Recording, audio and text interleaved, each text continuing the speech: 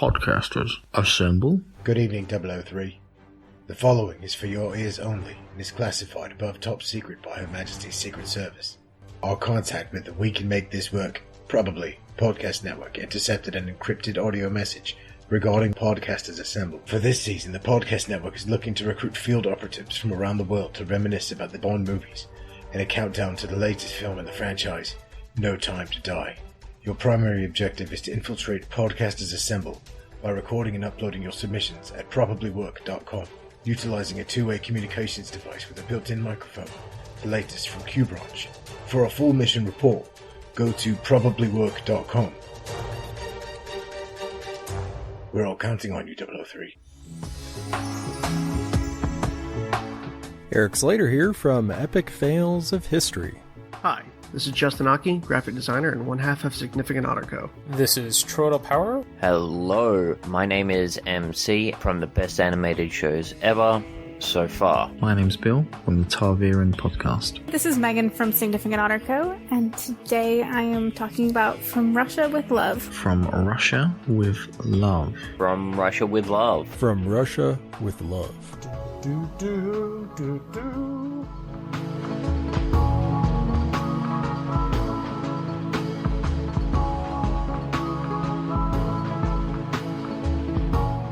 And here we are. From Russia with Love is the second Bond movie, but it's actually the fifth book.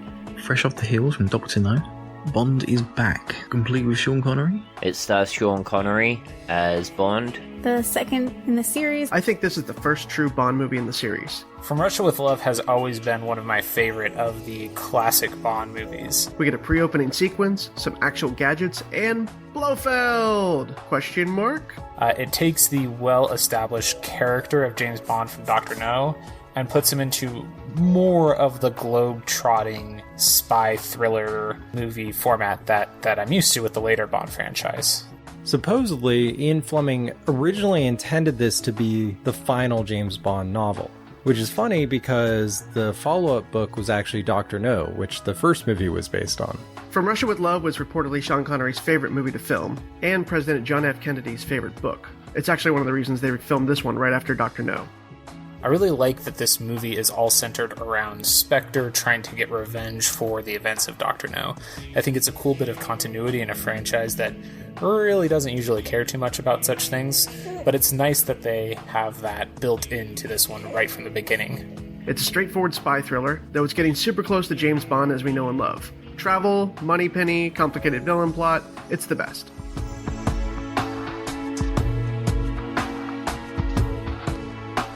This movie actually gives us our first cold open. I mean, the whole start of the movie looks like Bond's on this cool infiltration mission. We've got this interesting scene with what looks to be like a Russian training program. And then it turns out that it's a Spectre training camp. Now, how do I become a Spectre agent? Because the island where they're doing all of their training looks like so much fun. We've got this lovely little scene where they're just walking along through all this chaos where people are shooting things, having flamethrowers, having fights and running over obstacle courses. And they kill Bond. The movie literally opens with Bond dying almost immediately, which is kind of a shock until you realize that it's just some random guy in a Sean Connery mask. My favorite kill is the opening sequence, where Red Grant kills fake Bond with a garrote. Which, okay, on one hand, this is a cool way to grab the audience's attention, but if you really think about it for like half a second, what's the point of going through all that trouble getting a lifelike, accurate Bond mask if you're just gonna kill the guy?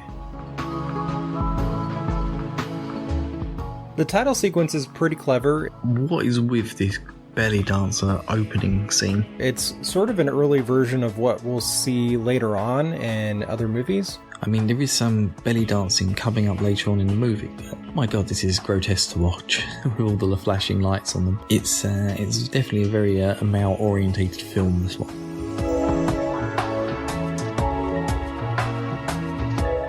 James Bond's introduction into this movie actually comes quite a ways into things, where he's out on a date with the same girl he was out with at the start of Dr. No. Sylvia Trench. Yeah, Bond's obviously looks like he's on one of the rivers in Cambridge, and he's seducing one of his young fillies. And this is kind of cool because we get unusual references back to Dr. No.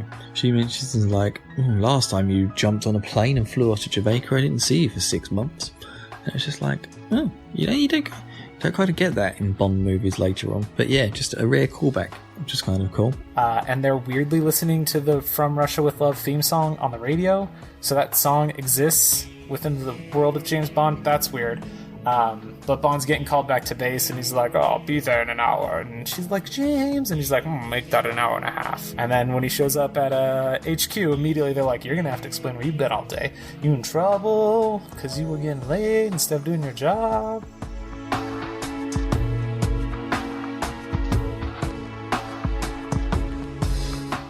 So the music so far from the 2 Bond films that we've had have just been very, very good. It's really kind of set the tone for the whole movie and really giving it kind of like that local feel to it. I mentioned before with the Jamaican sounding tones with Dr. No, and how even though it's not a song that was in the film, it gets this Jamaican based song is stuck in my head. And it's the same with From Russia with Love. It's got this very Russian-y undertone to it, I don't know whether it's just me being almost stereotypical of how we picture these sort of nations, but it really does sort of, it just feels very, very Russian. And when he's in other places like Istanbul and then later in Venice and Zagreb, wherever he is, they set the tone so it feels like he's in that area. And yeah, it's just like the whole film is just very, very Russian feeling. I don't know how to describe it, but it's just the music plays a huge part in making you feel like you're part of that place. And it's very, very well done in both these movies.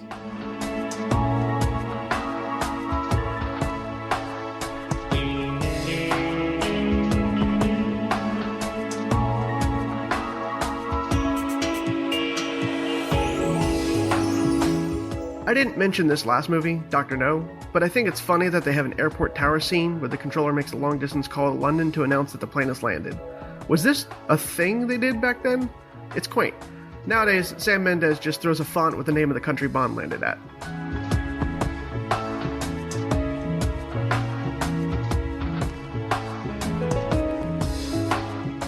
And this is the bit where they're recruiting the very, very young hot Bond girl.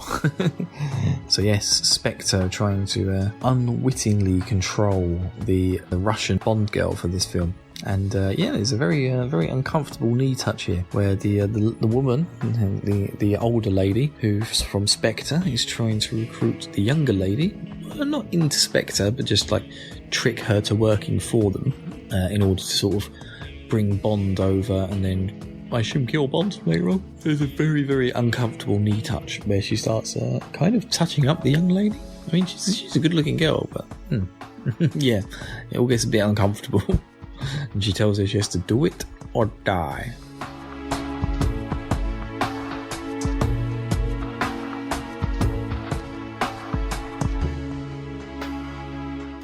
One of the things that this adds to the lore of James Bond that was missing in Dr. No is Q. We get the introduction of Q here. The first appearance of Q. I don't know the name of the actor who plays him. Desmond Llewellyn. I really should know that. Favorite gadget was the periscope that looks into the Russian consulate. It's massive and somehow goes unnoticed. Also, I love that he had a submarine periscope installed in the Russian embassy. Where the hell does that come up? Does no one notice a small spyglass at floor height? What is with the underground periscope that Bond seems to only use for looking at women's legs? This world was a strange place before Pornhub, where people got their kicks. But it's Q, and he shows up and he gives Bond this super cool spy briefcase. My favorite gadget is actually the briefcase Bond gets from Q. This movie has what I consider to be the ultimate Bond gadget, the briefcase. And this is one of my favorite Bond gadgets because it's not ridiculous. it's a totally, like, practical and realistic thing. It's just got, like, it's a suitcase with secret compartments and a tiny little gas cartridge. That's it. That's all the suitcase is. But it works so well as, like, the first real gadget that James Bond uses. Q shows up to M's office and quickly briefs 007 on all the features of this completely tricked out briefcase. It has a hidden throwing knife, a gas canister. All the tear gas talcum powder. Bond looks absolutely like he's shitting himself when Q turns up and gives him this. He's just like, do I want this? This looks fucking dangerous. The briefcase is pretty fantastic. Because it's grounded, it feels like spycraft. It doesn't feel like ridiculous laser watches and invisible cars. It's just a suitcase with secret compartments. A throwing knife, a rifle, some tear gas, and a standard issue. There's even a rifle in there that's all packed down into the stock or something. Oh, and the AR-7 is a real rifle, but it's in .22 caliber, not .25. I mean, Q-Branch could have done something with it, but still, pretty cool you can buy a break-apart survival rifle. My wife would kill me if I started buying crap like that. Honorable mention goes to the 1960s version of a pager. It sent me down a rabbit hole of the history of pagers. And then the bit that was really, really cool was, check out the car phone that Bond's got in the 60s. Oh my god, a car phone? A pager? Was this actual technology in the 60s? Or was this something that Bond movies fought up and then became the thing later on in the 80s? Like, yeah, check out the car phone and he's banging 60s car. Another really cool gadget that actually shows up later in the film is what looks to be a mini recorder hidden in an old school camera. I thought that was kind of a cool podcast connection. In a way, it's kind of funny because nowadays we have cell phones, which are kind of like Bond gadgets in their own right. You've got a built-in microphone, built-in camera, GPS, it acts as a telephone, you can access the internet, and for the most part, cell phones have even replaced watches.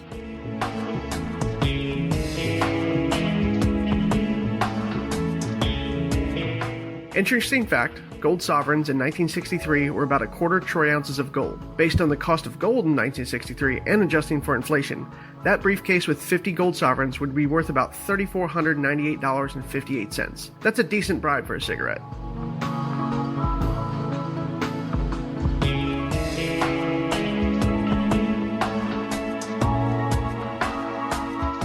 Bond's guide for checking a room for bugs. First of all, only check the hanging pictures. Second, look at clocks. Third, look at light fixtures.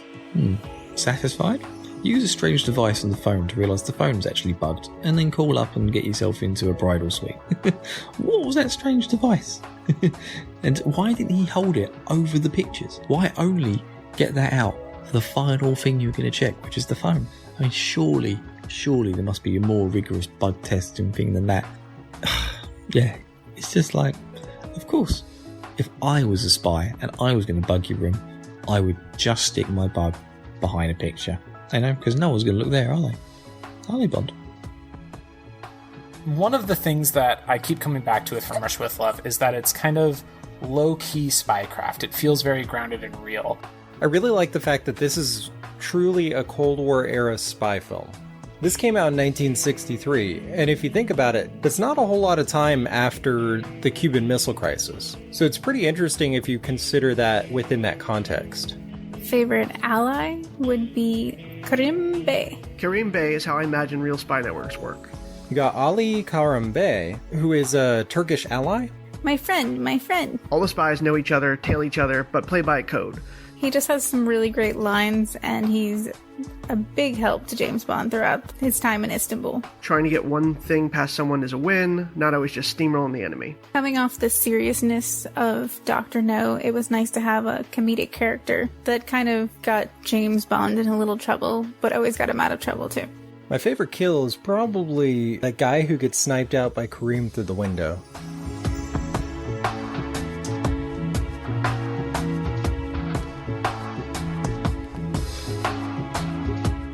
So the belly dancing scene, as aforementioned, we have this opening belly dancing scene with all these like weird flashing lights. We're now actually treated to a couple of belly dancers doing some belly dancing, and yeah. One of my favorite bits is the massive fight in the gypsy camp, There's a lot of good moments in this movie, where he gets saved by Grant from Spectre, the blonde guy. but I will say I hated the entire gypsy camp sequence. It just dragged down the movie. Favorite 007 moment? Probably the gypsy girl fight. And then it felt like somewhere in the middle of making the movie, they're like, oh, we don't have a big action scene here. What if we had, like, 2 girls, belly dance, knife fight to the death? But then the belly dancers start fighting. How much more exciting can we get? It's over the top. Their skirts go missing at one point and then reappear. Part of the beginning part, sorry to go back to the belly dancing fight, but the way the two women also like line up against each other, start circling, they have this weird tribal cat fight. And then that turns into a big gunfight where a whole bunch of people try and kill each other and the bad guy has to save James Bond's life. But yeah, belly dancer fight. And then everything just absolutely goes to shit. People start fighting each other, things start exploding, and it was all because the belly dancers seem to be part of some sort of weird underground resistance group. As they're fighting, one of them just suddenly shoots a guard on top of the thing, and then all hell breaks loose. What if we just put that in the middle? And also, in the middle of the fight, Bond throws a grenade, and oh my god, what is wrong with him? He throws it like by a toddler. It's just like this overarm, doesn't quite use the full arc of his arm, just suddenly sort of releases it, and it doesn't look like it really flies out of his hand very well. But of course, you know, the resulting scene makes it look like it goes miles to blow people up. But yeah, he throws it like a toddler. Come on, you're James Bond, you can throw better than that, man. The very end, he's at the right place at the right time, and he just gets to decide which one's the winner. Okay, sure, why not? But I think it was funny that Bond spent the night with 2 girls who were fighting over someone else. Totally ethical, totally Bond.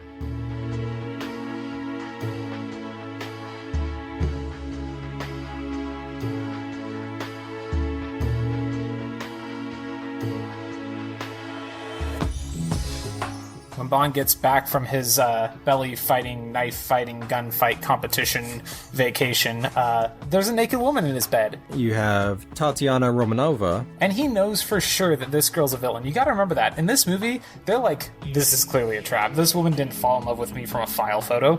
This is a trap, 100%. And what does Bond do? Same thing he did when he met the villainous girl in the first movie. He hooks up with her anyway, because why wouldn't he? He's James Bond. It's what he does.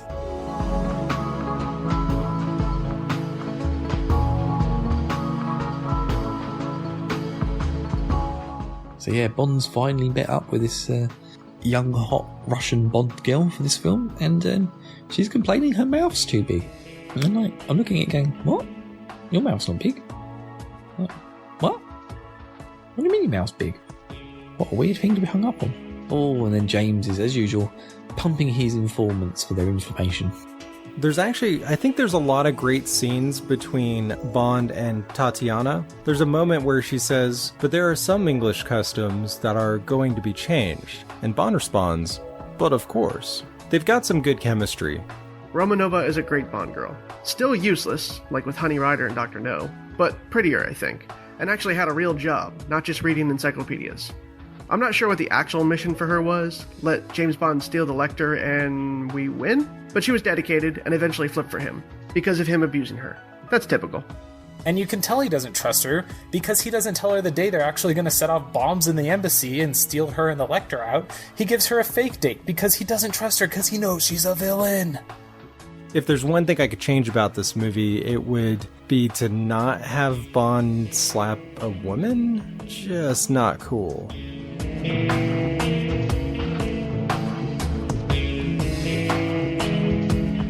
Favorite side character is Kronstein. He's number 5 of Spectre. He's the one that you see playing chess, and I guess he's supposed to be the strategist. And we are treated to a very, very serious chess game. That's how you know this film is like Russia based. And he totally gets killed in this film. I love the lead up to killing number 5, some random chess genius guy. He fails, so he gets kicked in the back of the leg with a poison blade. Probably my favorite villain moment in all of this film is just the scenes with number 1 of Spectre, and he's just petting a cat. You see the white cat, and that's it. And Siamese fighting fish killing each other. This is what did fun back in the 60s. They just had a tank, filled it with Siamese fighting fish, and actually let them fight. They're expensive as well. It's not. That's like $20 worth of fish that they're killing off there. Who's got $20 to burn like that?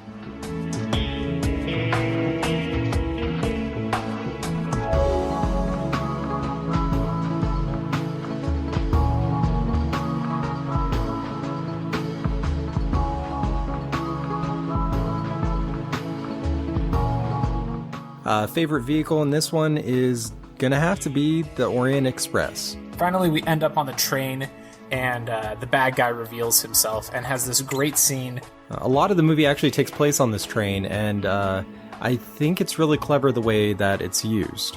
Finally, Bond comes face to face with the Spectre spy who's been stalking throughout the whole movie. One of the best henchmen in the franchise, Red Grant. He's a bulky Soviet assassin sent to murder Bond. Red Grant is a fantastic villain. There's that moment on the train leading up to the fight where there's some pretty interesting tension between these two characters. They're sizing each other up. You can tell that Bond's kind of onto him, but doesn't want to reveal his hand just yet. And Grant is kind of just waiting for his moment to strike. An Irish serial killer that's been trained up to be basically an anti-spy. He stalked Bond, protected Bond, and eventually overpowered Bond. In fact, the whole villain plot of the movie is just to kill James Bond. I mean, yeah, there's also the subplot about the coding machine, but really that's more of a MacGuffin within the grand scheme of things. I love his garrote from The Watch, now a spy trope. But he catches on quick with the whole code phrase thing, and him faking an English accent. He's supposed to be Irish, old man. Yeah. And they end up having this great fight inside of the train. The fight between the two is one of the most intimate and brutal confrontations, especially in the earlier films. And although it's a little bit cheesy at times, it also comes across as rather credible. We get to see the briefcase come into play, which is fantastic. And because it's so close combat, the very 60s feel of the action that they're doing, it works well enough because they're in such a tight space that I think this fight scene mostly still holds up today. After the big fight between Grant and Bond in the train, it's like this big fight, and then Bond chokes him to death. At this point, Bond has killed the villain of the movie, right? This is the agent that was stalking him throughout the whole movie. Can I ask where the train was going in the first place? It started off in Turkey and went through Yugoslavia. I looked online, and modern trains, not whatever they were in, it's a 21-hour journey from Istanbul to Belgrade now. And then they eventually up near the coast in Croatia, close enough that they can get to Venice by boat. Where would this thing have originally ended up?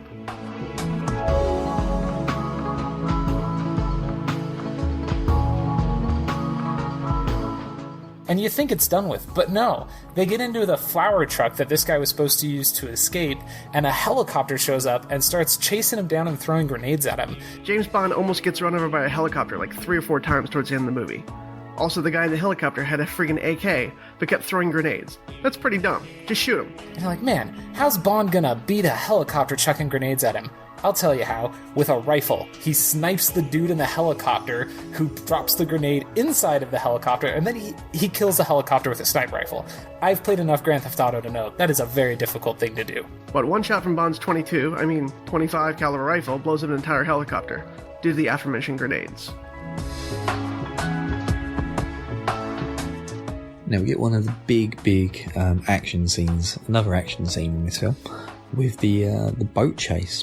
Also, right at the end, there's this massive boat chase that's pretty cool as well, that Bond seems to just, sail through fine.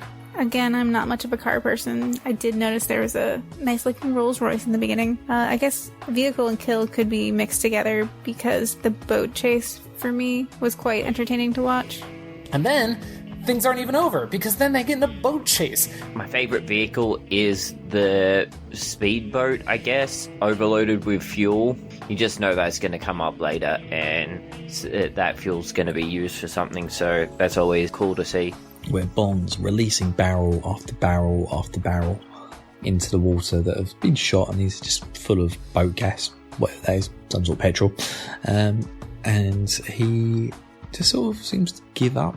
For me, when they stopped, I was just yelling at the screen, being like, why did you stop? And you know something bad's going to happen. And they have to do the Jaws thing where they drop the barrels of oil behind them and use that to make a big explosion, and that's how they escape from them. And then as all the other boats slow down, he then uses a flare gun to ignite the barrels, which then sets all the other boats on fire. When the barrels of gas get shot by the flare and explode, it becomes my favorite kill because just the dramatic screams of people jumping off the boat was just completely over the top and entertaining. And this scene is really disturbing. Like, they add in a lot of men really screaming. And it is dark. Like, you watch this and it's just like, you see this sort of stuff nowadays, people catch on fire, they jump off, they go, jump off into the water, and that's it. But yeah, this was just like everyone was burning to death, boats were crashing into each other, exploding, they're all trying to help each other, but then all actually dying in the water. And it was just like, oh, it was grim. And like, not in a bad way, well, in a bad way, but you know, just, it was really well done to make you feel the pain of the people. And you're a bit like, this is a Bond film, man. This feels like some sort of weird 18 Al Pacino movie. Where people being tortured to death or something. It was just like, oh, gave you that real sort of like, oh, this is a terrible, terrible thing. It's just like, but yeah, really well done.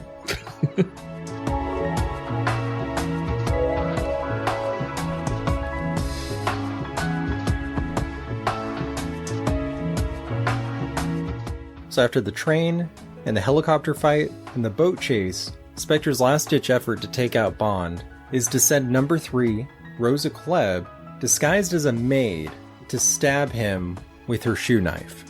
Favorite villain moment? When Tatiana officially switches sides by attacking Rosa in the hotel room. And then you're like, phew, finally. He's beaten all the bad guys and he's done. Except for who's that? Who's his maid in his weird Venice hotel that he's hanging out in? It's the lady from Spectre. The one with the knife shoes now. And at the end of the movie, Klebb ends up dancing with her foot blade. And so we get to the final part of the film, really, where Bond has all of his stuff together. He's with the weird, creepy Bond girl who just all she wants is for him to be pumping her for more information constantly. And they finally run into the old Russian lady, the member of Spectre. She's dressed as the cleaning lady, and they start to fight. And Bond just suddenly turns into a lion tamer.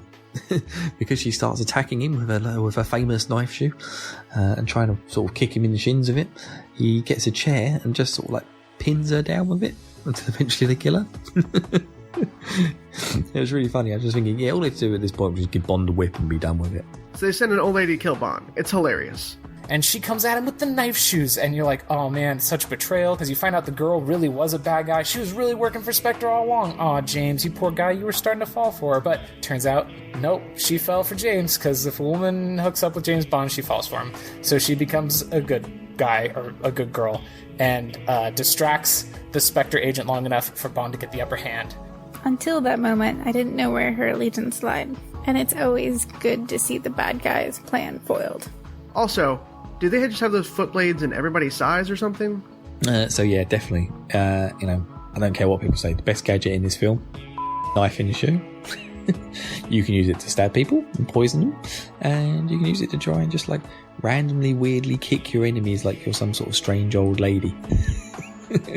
What I really like about this is that this is actually one of those gadgets that existed in real life. Spies during the Cold War actually implemented things like this. One thing I would change about the film, nothing much, just kind of something that I didn't know. The daggers that are in people's shoes, at no point do they make reference that they're poisonous. So that's kind of an interesting thing to me. I wish as a viewer I knew that, besides just finding out people die really quick after and wondering why. Venice. Ooh, I do love Venice. You know, it's a shame we're all locked down. You know, if we're ever not locked down, you people should go visit Venice. It's lovely. And yeah, Bond just does his thing and has sex in public with his Bond girl. You know, they're just on a boat in the middle of a canal in Venice. You know, they're kind of trying to imply they're in the bigger part of the river when they eventually go down to it. But I mean, someone's on the gondola, someone's driving the gondola, and they're just like going at it. Nice one. You're a classy man. Classy guy. And then finally, the movie ends with them in a boat hooking up, just like the end of Dr. No. That's 2 for 2 on James Bond hooking up in a boat at the end of the movie. I'm curious to see how that continues. That's been from Russia with Love. James Bond shall return in Goldfinger.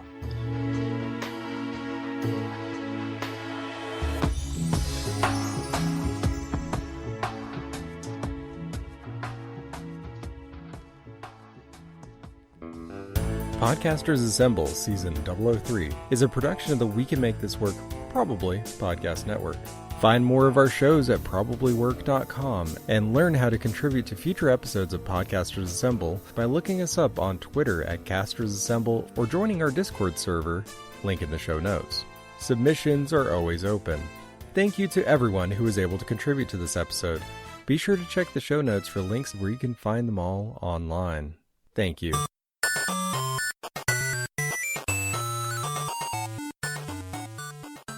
This has been a presentation of the We Can Make This Work Probably Network. Follow us on Twitter At Probably Work. For more of our questionable content. Also, we have a website called probablywork.com. To whoever's editing this episode of Podcasters Assemble, I have my baby attached to me, so I might have to do multiple takes on a couple lines. Forgive me. This is Troidal Power from the best animated shows ever so far. Just perfect timing, bud. Way to ruin that take. Yeah, are you calling for your mama? Okay, let's try this again. This is Troidal Power from the best animated shows ever so Alright. Well, it was an interesting thought, wasn't it, bud? We thought maybe we could do this. This is Troidal Power from the best animated shows ever. And then finally, the movie ends with them in a boat. I know, it's funny, buddy. You gotta let me finish saying it, though. And then finally, the movie ends with them in a boat, hooking up. So cute. When Bond gets back from his belly fighting, knife fighting, gunfight competition vacation, Oh